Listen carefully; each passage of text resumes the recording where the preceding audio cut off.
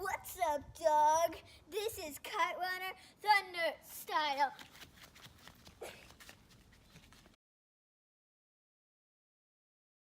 Amir and Hassan grew up together in Afghanistan. Hassan and his father Ali are the servants of wealthy Amir and Baba. Amir and Hassan are an unbeatable kite fighting team, and one day Hassan runs down the final kite in a huge competition. Asaf, the neighborhood bully, rapes Hassan when he refuses to surrender the kite. Amir does nothing and instead continues to treat Hassan as an inferior. Plagued with guilt, Amir frames Hassan for stealing his birthday watch and money so that Hassan and his father leave despite Baba's forgiveness. Amir and Baba move to California to seek refuge from the war. They settle in an Afghan community where Amir meets a woman named Soraya. They marry shortly before Baba dies. Soon after, Baba's old business partner, Rahim Khan, reaches out to Amir and asks him to return to Pakistan. When Amir arrives, Rahim Khan reveals that Baba actually impregnated Ali's wife. Thus, Hassan and Amir are half-brothers. Hassan also had a son, but he and his wife were killed. Amir goes back to Afghanistan to find Sarab, and after much distress and difficulty through the adoption process, Amir takes him back to America, where they live with Soraya.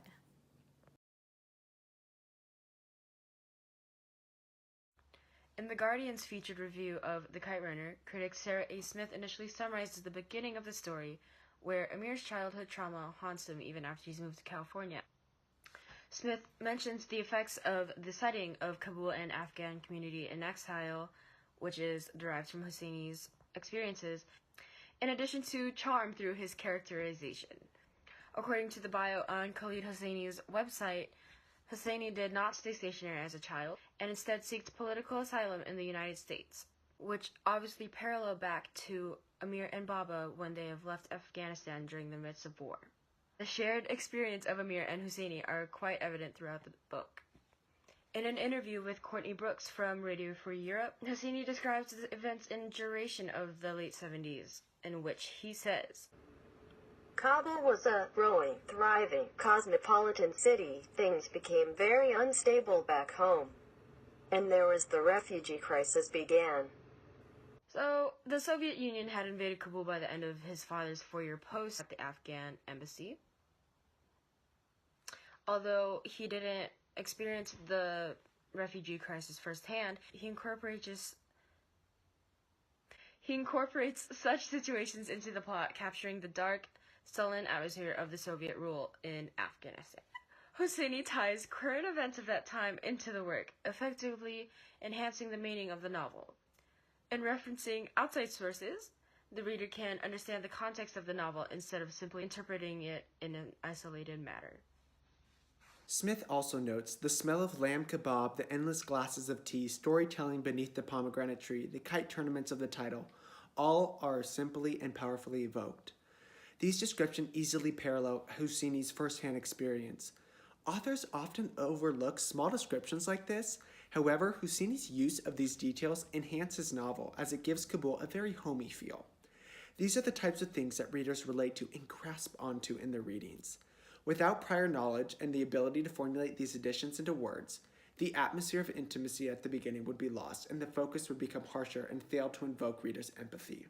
The change of physical settings in this book mirror the emotional change of protagonist Amir. Before war hits Kabul, Afghanistan is a place of serenity and peace. The emotional aspect of the characters is generally one of familiarity and contentment. Disaster and war hits the citizens of Kabul both physically and emotionally. After the rape, Amir continues to perform morally questionable actions that seem unexpected for his character. Amir is in an internal battle with himself as the guilt is overwhelming. Finally, he realizes the nature of his new curse. He's gonna get away with mistreating Hassan. This causes mental turmoil. Sometimes it is easier to receive the punishment one deserves instead of being plagued with guilt. After the war starts, Amir and Baba seek refuge in America.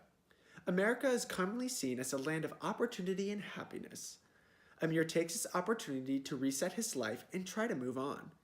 He eventually reaches mental tranquility as the memories of his wrongdoing drift away into distant memories. After returning to the Middle East, he's quickly reminded of his guilt and his mental state deteriorates once again. However, even though he is in a dark state of mind, one thing is different. He is determined to seek redemption for his past actions. And that's just what good old Amir does. He is able to redeem himself by saving Sarab through adoption. The cycle of change through physical settings clearly parallels the emotional states of the characters, helping to enhance the everlasting idea of redemption. With his unyielding loyalty to Amir, Hassan vows to protect Amir from Asif. Even after being raped by the future Taliban leader, Hassan swears that if Asif tries to harm Amir, he will shoot him with his slingshot. Hassan even goes as far as to call Asif one-eyed. Young Sarab saves Amir's life when Asif is pummeling him with the use of a slingshot just like his father would have. Sarab takes aim and fires directly into Asif's eye. By shooting it out, Sarab upholds his father's promise to Amir. The cycle of Hassan's loyalty and friendship continues past the grave. The Kite Runner is a book that should not be taken out of context. In terms of high school reading, a level of discretion and maturity is required to fully comprehend and appreciate the deep themes of redemption, guilt, and familial bonds. An underclassman may focus solely on the rape scene, and that would detract from the book's holistic meaning. Therefore, it should be advised that only upperclassmen read it. Hosseini is an exceptional writer with a very distinct and unique style. One of the most prominent techniques that he incorporates is liberal use of foreshadowing. The hints at the future are in no way subtle, but they serve to pique and hold the reader's interest until the end. They also emphasize details in the work that might have otherwise gone overlooked, such as Sarab's silence or the severity of Amir's wounds. Furthermore, Hosseini is able to ease the reader's feelings about Amir despite all the horrible things he has done, which is a seemingly impossible task as he has acted very awfully towards his best friend. Creating a conflict within readers helps readers to analyze and fully think about their feelings toward a character instead of just accepting a character as is.